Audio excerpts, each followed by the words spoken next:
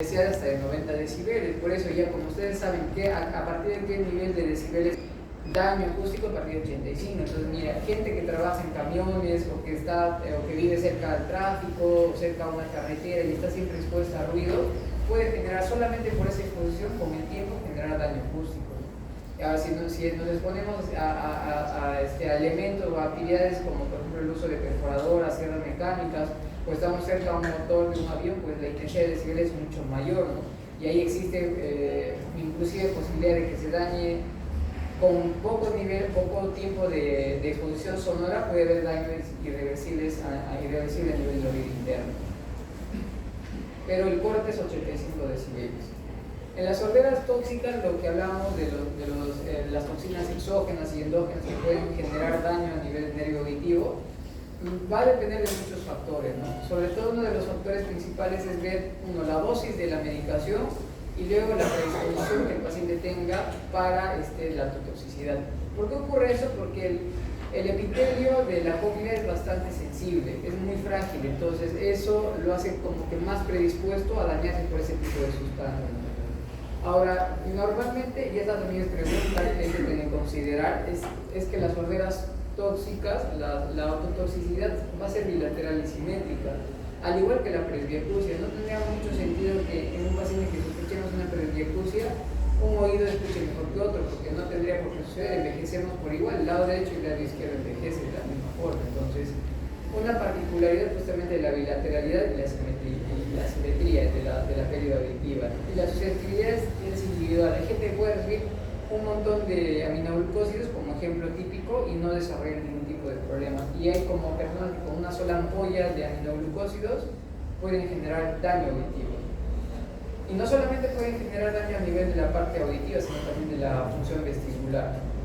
Y dentro de los ejemplos de los fármacos que van a generar toxicidad de una aminoglucosis está la como la canamicina, la mitacina, los diuréticos. ¿Por qué? Porque van a generar desintegración de las células ciliadas por ende del órgano de Corti, como habíamos visto anteriormente. Pero también tengan en consideración algunos otros medicamentos que pueden generar toxicidad, como los anticlotozoales, los salicilatos o los citotóxicos. Si hay autotoxicidad, ¿qué es lo que se tiene que hacer? Uno, prevenir y en la medida de lo posible evitar, a menos que sea muy importante utilizar estos medicamentos, que no haya otra opción, se tiene que usar.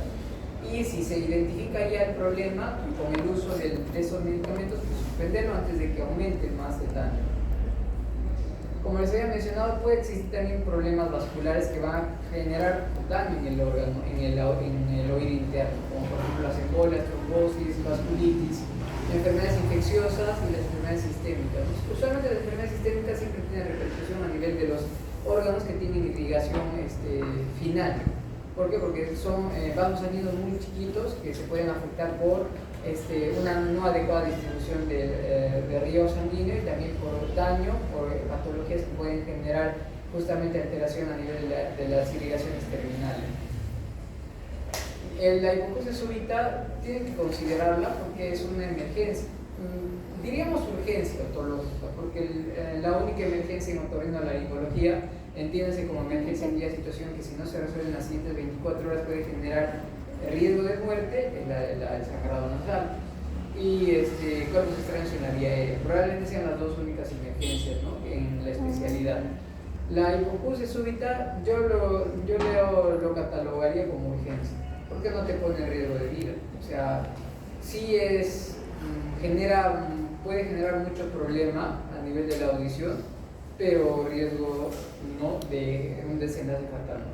Pero, ¿por qué la importancia de diagnosticar una hipoacusia súbita? Porque puede ser reversible, y si todos lo tratamos a tiempo, puede ser irreversible, y si la hipoacusia súbita es bilateral, que es raro, pero a veces ocurre, le condenas a un paciente joven, porque estas hipoacusias súbitas pueden ocurrir a cualquier edad, a tener que utilizar ayudas auditivas a una edad temprana. Por eso es importante el inicio temprano del tratamiento de las hipoacusias súbitas.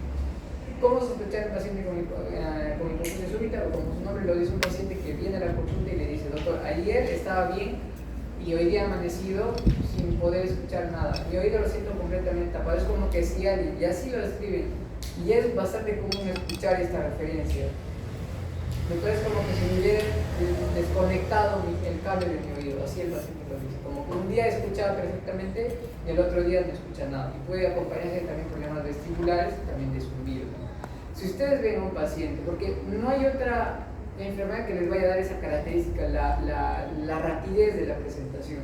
Si el paciente le dice al doctor, desde hace una semana no estoy escuchando, pero ha sido progresivo, de a poco ir perdiendo la audición, probablemente no sea hipoacusia, puede ser tapón de cerumen, una disfunción tubárica o otra enfermedad. Pero si ustedes están ante un paciente o algún familiar que le diga, oye, mira, hoy día estaba escuchando, ayer estaba escuchando bien y hoy día me nací sin escuchar nada y me está sumando el oído, tienen que sospechar de hipoacusia súbita porque la pérdida es brusca. ¿Por qué es importante? Porque si se instaura el tratamiento dentro de las primeras 72 horas, existe probabilidad de mejora de la hipoacusia súbita, porque la hipoacusia súbita es una hipoacusia neurosensorial y como todo daño neurosensorial es un daño irreversible, pero las hipoacusias súbitas, como les comentaba, probablemente sea uno de los únicos ejemplos de daño neurosensorial que sí puede mejorar si se instaura tratamiento temprano. Entonces, paciente que vean familiares en el internado, en el centro, doctor, ayer escuchaba bien, hoy día no escucho nada, lo primero que tienen que hacer es una buena otoscopía. Si en la otoscopía no ven nada que justifique la pérdida auditiva, por ejemplo un tapón de cerumen que podría generar también esa pérdida auditiva, tienen que iniciar tratamiento empírico para las hipoacusias súbitas y referirlo al paciente para que tenga las evaluaciones, porque la audiometría no la van a tener en su centro de salud, eso existe ya en hospitales de mayor complejidad. Pero tan solo por la sospecha siempre tienen tratamiento corticoideo, que es el tratamiento de base para las hipoacusias súbitas. Entonces nunca se olviden de eso. ¿Cuáles son las causas de las hipoacusias súbitas? En la mayoría de casos no se logra determinar la causa, es idiopática, pero hay teorías de que son por causas vasculares, inmunológicas, virales, pero en general en la mayoría de casos nunca se logra identificar la causa. ¿Cuál es el tratamiento? El pilar del tratamiento son los corticoides. ¿Y de qué manera se pueden indicar los corticoides? Pueden ser de manera sistémica, es decir, vía oral, o de manera intratimpánica, es decir, directamente en el tímpano se coloca una inyección para colocar el medicamento dentro del oído. Este es un audiograma de mi hipoacusia súbita. Mire, está prácticamente no escucha nada el paciente. Y usualmente es unilateral, en este caso es bilateral, que no es común, pero ocurre. Normalmente es unilateral y ustedes ven una audición normal y una audición extendida. Entonces, si se confirma, porque la sospecha es clínica, pero si ya se confirma con audiometría, tratamiento pronto, como les comentaba, dentro de las 72 horas es lo ideal. ¿Por qué les digo eso? Porque ha habido casos de pacientes que han venido con hipoacusias súbitas que sin ni siquiera mirarle el oído, el médico general lo ha tratado como tapón de cerumen, le ha hecho lavado de oído o lo ha tratado como un otitis. Recuerden, en un proceso infeccioso tiene que siempre haber dolor. Entonces, en cambio de hipoacusia súbita no hay dolor, porque es una patología del oído interno. Patología del oído externo, en patología del oído externo va a haber dolor. ¿Y qué cosas, por ejemplo, pueden generar dolor? Un tapón muy impactado dentro del oído, una otitis externa, una otitis media. Entonces, si no están seguros de qué es lo que tiene el paciente y el paciente les dice que ha perdido la audición de un momento a otro, refieran al paciente. Ustedes creen que no lo pueden tratar, pero refieran al menos con tratamiento empírico con corticoides, que es el tratamiento de base para este tipo de problemas. Como en toda estructura, nunca va a faltar el hecho de que haya tumores dentro del oído. En este caso, el tumor más frecuente también es pregunta del examen de residentado, de ENAM y de todos los exámenes que puedan venir más adelante, es cuál es el tumor del ángulo pontocerebeloso más frecuente. Si les viene solamente así, sin benigno ni maligno, nebrinoma de la acústica. Es el tumor benigno más frecuente a nivel del ángulo pontocerebeloso. Y esta patología justamente surge a nivel vestibular. Crece lento, puede haber síntomas acompañantes como tinnitus, sordera, alteraciones del equilibrio, y el diagnóstico se hace con tomografía y con resonancia magnética. ¿El tratamiento cuál va a ser? Va a ser quirúrgico en este caso, pero puede haber otras opciones de tratamiento cuando la tumoración no es muy grande, ¿no? Por ejemplo, cuando un radiólogo o nosotros vemos una resonancia magnética, que es el tratamiento del examen de elección para evaluar partes blandas, vemos esta imagen y este es un corte coronal y este es un corte axial. Fijen, comparen el lado derecho con el lado izquierdo. Entonces van a fijarse que acá en el lado derecho, porque ustedes saben que la resonancia se ve al revés. Esto es el lado izquierdo nuestro, que es el lado derecho del paciente. Fíjense cómo hay esta imagen que capta contraste. Entonces acá, y acá justamente es el área del ángulo pontocerebeloso, en esta zona interna. Cuando alguien ve una imagen sospechosa de un proceso neoformativo, es un neurinoma del acústico hasta lo contrario. Acá en ese corte coronal también pueden ver la diferencia, cómo hay una estructura, una lesión neoformativa que está captando contraste. Y por su ubicación, la primera sospecha diagnóstica es neurinoma del acústico. Si es muy grande o es muy pequeño y el abordaje abierto, porque es una cirugía que lo hacen normalmente en neurocirugía, es muy complicado, se puede indicar gamma knife, que es la irradiación, que es utilizar radiación para reducir el tamaño del neurinoma del acústico. Ya ven que la radiación no solamente, la radioterapia no solamente está indicado para problemas oncológicos, también para lesiones benignas, como es este caso. Y la particularidad es justamente que este gamma knife, esta terapia como radioterapia es a dosis controlada y dirigida hacia la lesión, ¿no? A diferencia de la radio, que usualmente tiene que haber márgenes para asegurar que esté libre de la tumoración en el caso del proceso oncológico. El laberinto posterior ya ustedes lo han hecho en toda la parte del equilibrio, no vamos a ahondar. Y ya nosotros sospechamos que el paciente nos dice que tiene una pérdida auditiva. ¿Cómo lo vamos a hacer? ¿Cómo vamos a confirmar que realmente hay una pérdida auditiva? A través de la medición de la audición. Entonces, ¿cómo medimos la audición? Existe medición de la audición en niños y existe medición de la audición en adultos. ¿Por qué es importante la medición en niños? Porque si tú detectas a tiempo el problema, puedes iniciar tratamiento pronto y evitas que existan alteraciones en el desarrollo del lenguaje, porque para que un niño desarrolle el lenguaje tiene que escuchar bien. Si no escucha bien, su lenguaje no va a desarrollarse, y eso también conlleva alteraciones en el desarrollo psicomotor del paciente. Entonces, por eso es muy importante la identificación en la etapa infantil. ¿Y ante qué pacientes hay que hacer estos screenings? No se podría hacer a todos. En un mundo ideal sí, pero hay que tener en cuenta ciertos factores de riesgo. Por ejemplo, que el recién nacido tenga antecedentes familiares o que haya habido una infección perinatal. Si hay una infección perinatal por corrector, citomegalovirus, toxoplasma, sífilis, siempre tiene que ir a tamizaje auditivo. Eso lo maneja el neonatólogo, que es el primer médico que entra en contacto con el bebé. Si él ve en la historia clínica que la mamá tenía este tipo de problemas de salud, entonces va a mandar a un tamizaje auditivo. Si hay malformaciones anatómicas en la cabeza o el cuello, o el bebé tiene un peso de nacimiento menor a 1500 gramos, existe hiperbilirubinemia, antecedentes de sinusitis bacteriana, asfixia grave o algo bajo, entonces también tienen que ir a tamizaje auditivo. ¿Y qué tipo de pruebas auditivas hay? La más básica es la prueba de despertar, que es una prueba subjetiva, es decir, el bebé está durmiendo y ustedes adrede generan un ruido, puede ser un palmazo. Y si ven que el paciente despierta o genera estímulo auditivo es porque probablemente tenga su audición más o menos conservada, ¿no? Ahora, si ustedes ven que el paciente ante un estímulo auditivo no se inmuta, no llora, no tiene ninguna reacción, siempre de todas formas tiene que ir a tamizaje auditivo y le tienen que derivar al otorrinolaringólogo. Dependiendo de la edad del paciente, existen ciertos exámenes auditivos que están indicados, ¿no? Cuanto más pequeño, la medición de la audición típica más conocida es la audiometría, que el paciente a una cabina cerrada y sonorizada le colocas auriculares y le envías estímulos auditivos para ver si reconoce o no. Pero ustedes se dan cuenta, o sea, ese examen depende del paciente, es una prueba subjetiva. Entonces el paciente debe responder. Si el paciente no puede generar ese tipo de respuesta, por ejemplo, es muy niñito, o es un paciente con alteración neuropsiquiátrica, o sospechamos de un paciente simulador, porque hay gente que simula no escuchar para tener su certificado de discapacidad, cosas parecidas, hay que indicar pruebas objetivas. Las pruebas objetivas son los potenciales evocados auditivos de las emisiones hipoacústicas. Pero el examen screening de elección para diagnosticar hipoacusia son las emisiones hipoacústicas. No se olviden. ¿Cuál es el examen de screening para diagnosticar las emisiones autoacústicas? Si esas emisiones autoacústicas salen alteradas, de todas formas tienen que ir a la prueba confirmatoria, que son los potenciales evocados. A medida que el paciente vaya creciendo, ya a partir de los 5 o 6 años, ya son pacientes que podrían colaborar en una audiometría y ellos sí se les puede realizar el estudio. No solamente existe la audiometría para medir la audición, existe la logometría, existe la acumetría, que es el estudio de la audición a través de diapasones, la hiperadiometría, la logometría, los potenciales evocados, las emisiones autoacústicas. Recuerden, emisiones autoacústicas, estudio de screening para hipoacusia en recién nacido. La logometría, antiguamente cuando no había ningún tipo de instrumental, no había cabina sonorizada, no había audiometría, lo que se hacía era ver que el paciente, el médico susurraba. y ver si es que el paciente contestaba o no. Si no contestaba es porque tenía una pérdida auditiva. Es algo lógico, ¿verdad? Pero así se hacía antes, cuando no había los equipos. Luego el tiempo fue avanzando, la tecnología fue evolucionando y empezaron a aparecer los diapasones.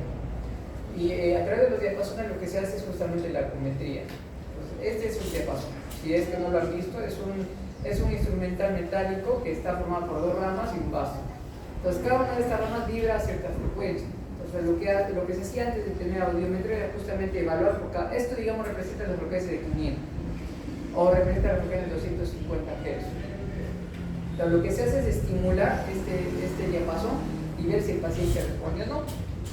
Existen dos pruebas principales, no las únicas, pero las principales para medir la audición, que es la prueba de Riemann y la prueba de Weber. Este es un estudio netamente práctico. Le voy a explicar teóricamente, pero si no han visto en la práctica, no lo van a entender bien. Entonces, hay que ver en la práctica porque es un estudio netamente práctico. En la prueba de Riemann lo que tú quieres ver es si el paciente tiene hipoacusia conductiva o no. Ese es tu objetivo. ¿Y qué es lo que haces? Haces vibrar el diapasón, luego lo colocas detrás de la oreja en la región mastroidea para evaluar la vía ósea y luego le pones delante de la oreja para evaluar la vía aérea. Lo que le preguntas al paciente es dónde escucha mejor el sonido, si detrás o adelante. Lo normal es que el paciente escuche mejor por la vía aérea, es decir, adelante. Eso quiere decir que el RINE ha salido positivo.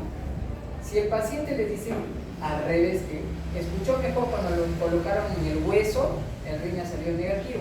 Y eso usualmente es porque hay una hipoacusia conductiva. En la prueba de Weber lo que se tiene que hacer, lo que se busca es ver la lateralización, si un oído lateraliza o no. Entonces, si un oído lateraliza es porque hay una hipoacusia. ¿Y qué tipo de hipoacusia es? Puede ser o neurosensorial o conductiva. Es decir, la prueba de Riemann nos dice si el paciente tiene hipoacusia conductiva o no, pero la prueba de Weber nos dice o tiene hipoacusia conductiva o tiene hipoacusia neurosensorial. Y eso va a depender de a qué lado lateraliza el estudio. Es un poco complicado, confuso, por eso es importante que lo hagan en su práctica. Y es importante que lo sepan porque un diapasón lo pueden conseguir en cualquier lugar. Y si no tienen audiómetro en el CERUMS o en donde estén y quieren ver si es que el paciente tiene una hipoacusia o no, hagan una prueba con diapasones. Entonces pídanle a sus docentes de prácticas que les enseñen diapasones, porque eso les va a ayudar un montón a poder distinguir si es que el paciente tiene hipoacusia o no. Lo que sí es importante que sepan desde ahora para qué utilizamos cada una de estas pruebas. Prueba de Riemann, ya les he explicado que es lo más sencillo de entender, detrás de la oreja, luego delante de la oreja, para ver si el paciente tiene hipoacusia conductiva o no. La prueba de Weber hay dos respuestas, o tiene hipoacusia conductiva o tiene hipoacusia neurosensorial, que normalmente se indican hipoacusias unilaterales, porque lo que buscamos es si hay lateralización o no. Lo normal es que no haya lateralización, porque si nosotros escuchamos bien por los dos oídos, no tendría por qué el paciente percibir que escucha más el sonido de la vibración del diapasón por un oído que por otro. Entonces se compara la vía aérea y la vía ósea en la prueba de Riemann.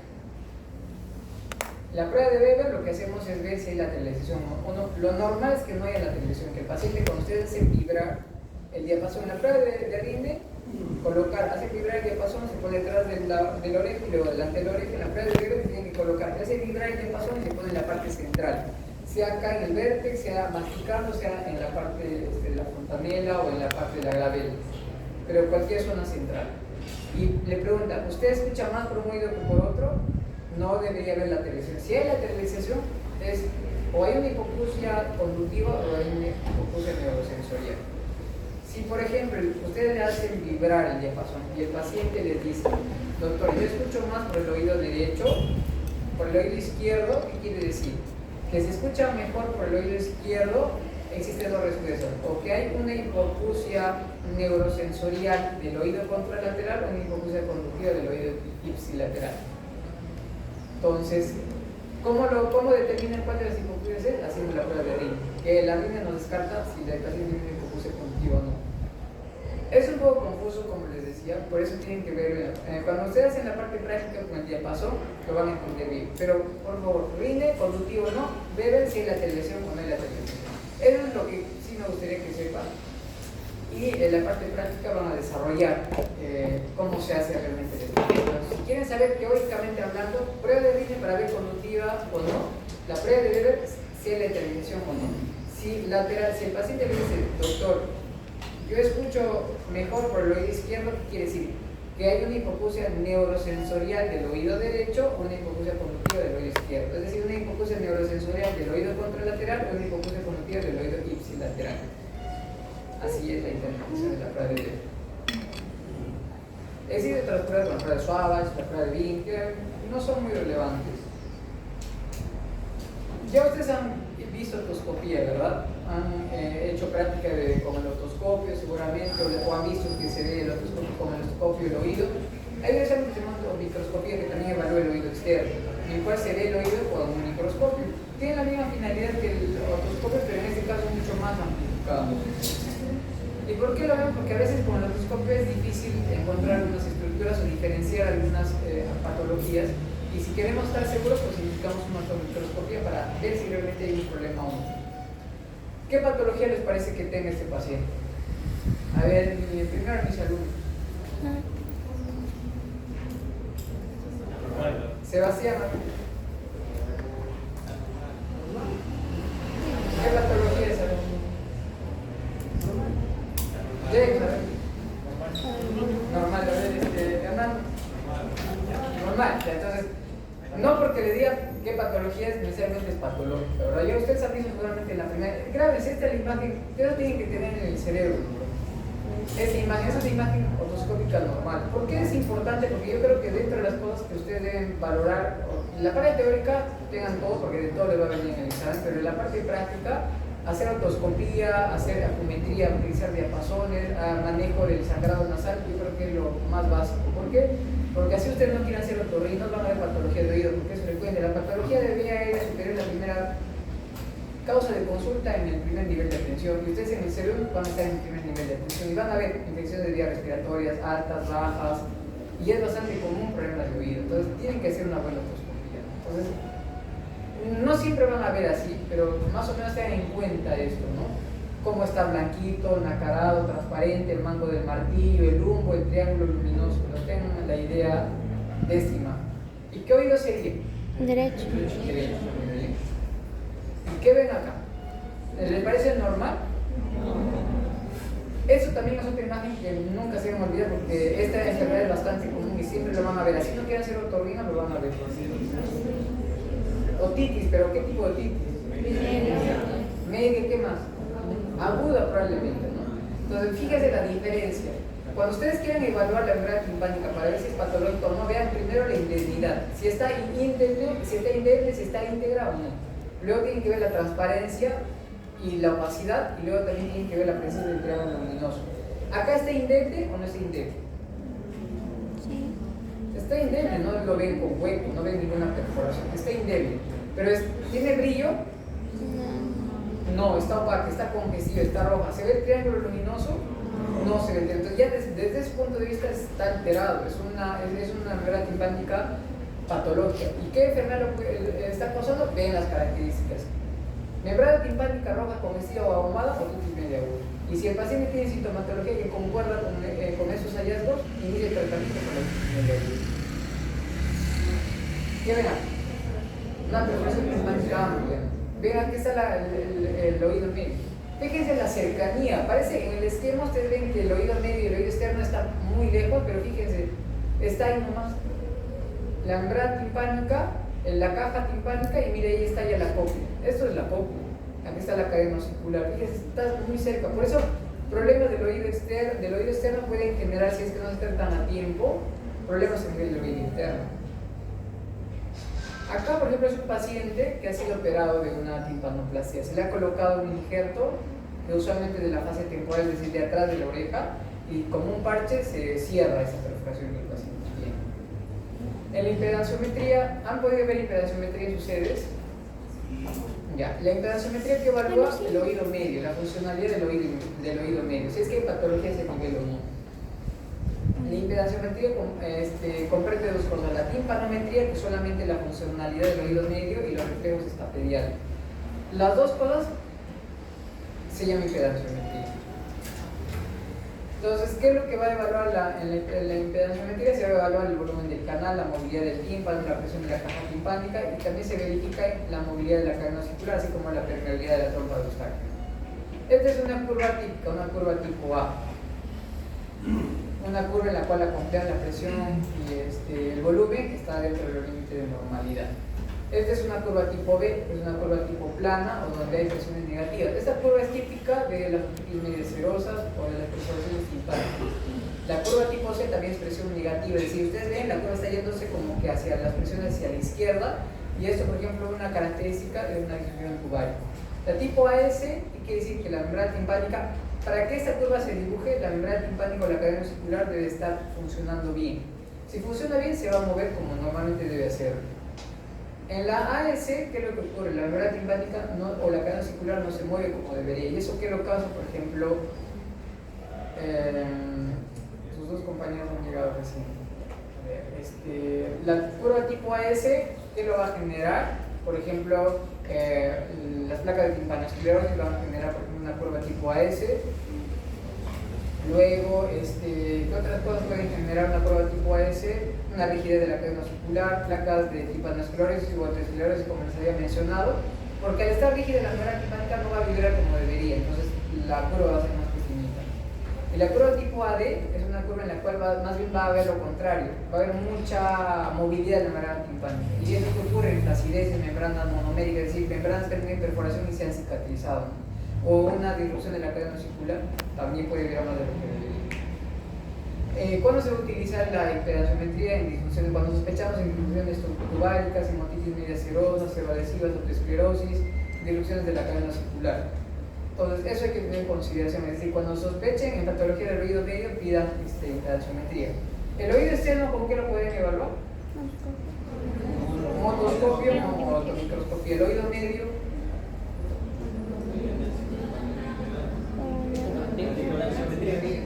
Impedanciometría. ¿El oído interno? Con un audio, audiometría, o también con potenciales evocados.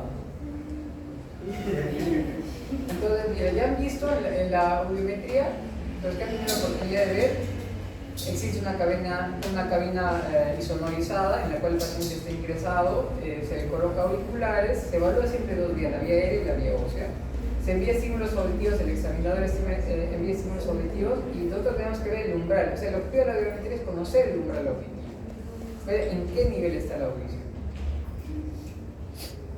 Entonces, siempre evaluamos primero la vía aérea y luego la vía ósea.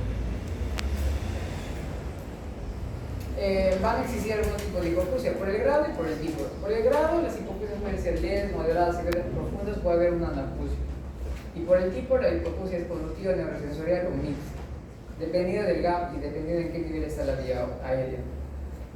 Entonces, acá, y eso es sencillo interpretar la audiometría, no es mucho, hay algunas curvas que son difíciles de interpretar, pero esas son sencillas.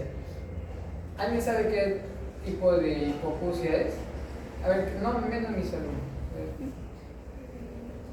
¿Qué hipoacusia es eso?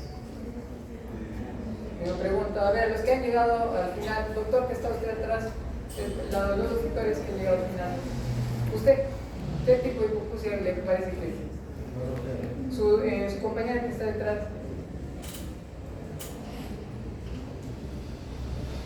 ¿Alguien tiene idea? Ya, mis alumnos no van a hacer quedar mal. A ver. Conexión. No, tipo, no grado. Hipoacusia de conexión. O de transmisión. Ya. ¿Por qué? La definición audiométrica, esta es una audición, para decir que un paciente tiene una audición normal, la vía aérea y la vía ósea debe estar por debajo de 20 decibeles. O sea, en esta área, en esta zona. Esto es una normoacústica. Si ustedes ven que la vía ósea, que está representada por esto, es normal y la vía aérea está descendida, esa es la definición audiométrica de una hipoacusia conjuntiva. Vía ósea normal, vía aérea descendida. ¿A qué digo descendida? Por debajo de 20 decibeles. Recuerden, hasta 20 es normal. Si ustedes ven vía ósea normal y vía aérea normal, cuando ya ustedes cuando estoy diciendo normal, ustedes saben que me estoy refiriendo a que está en esta área de acá, de 20 decibeles. Cuando la vía aérea y la vía ósea están normal, ¿qué cosa es? Vía aérea y vía ósea normal. Normoacústica. Si la vía ósea está normal y la vía aérea está alterada, ¿qué hipoacusia es? Muy bien. Es decir, Este es un ejemplo de hipoacusia conductiva, vía ósea normal y vía aérea descendida. Chévere. Ahora, acá viene la conclusión, en las hipoacusias neurosensoriales y las mixtas. En las neurosensoriales y las mixtas, ¿cuál es lo común en las dos? Que la vía aérea y la vía ósea están descendidas, están por debajo de 20 decibeles. Pero ¿cuál es la característica? ¿Cuál es la diferencia? Es que en la neurosensorial la distancia entre ambas, entre la vía aérea y la vía ósea, es de menos de 15 a 20 decibeles y en la mixta es más de 15 a 20 decibeles. Entonces acá, fíjense por ejemplo, acá la vía ósea en cuánto está, en 30, ¿verdad? Y acá está en 35 diríamos, y acá en cuánto está la vía ósea, 40, ¿en cuánto está esta? 45, y a la vía ósea está de todas formas alterada, eso sí lo tenemos claro. La vía aérea de este oído está en 50, 55, 55, 65, acá está en 65, 65, 65. ¿Cuál es la distancia entre ambas? O sea, las dos están por debajo de 20. Entonces, ¿cuál serían las dos posibles respuestas? Neurosensorial o mixta.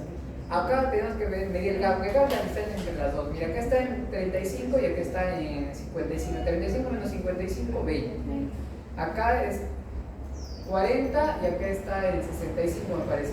40 menos 65, 25. Entonces, la distancia es más de 15 a 20 decibeles. Entonces, es una hipoacusia mixta. O para que vean sencillo, si ven vía ósea y vía alterada, descendida, y las dos vías están pegaditas, es neurosensorial. Porque están pegaditas, la distancia entre ambas es menos de 15 a 20. Entonces, es neurosensorial.